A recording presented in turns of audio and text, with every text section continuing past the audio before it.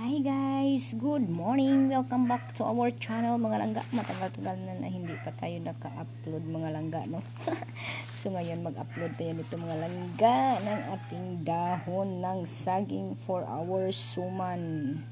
Oh, may mga ganito mga langga. Oh, kunin natin itong mga anik-anik na mga liit-liit dito sa gilid para malinis siya. Oh, madami to mga guys, madami to.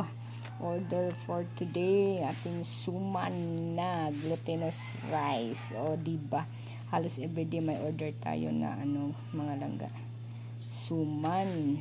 So now may order naman tayo kahapon worth 1k na suman mga guys ang ating ginawa.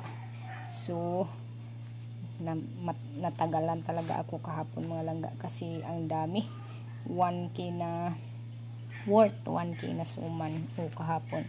Ito mga lang to, 50 pieces, 50 to 70 pieces.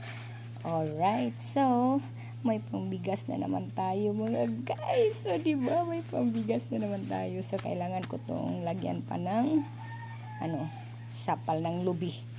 Iwan ko anong Tagalog ng sapal. Ganyan pa natin ang sapal. Okay, sa likod at sa dito. Likod at sa dito. And then pagkatapos itrapuhan natin, i-wipe natin, and then it's ready na para likit-likit na sa ating budbud.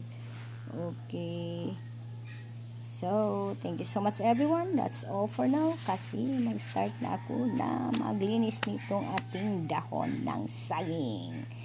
Alright, thank you guys.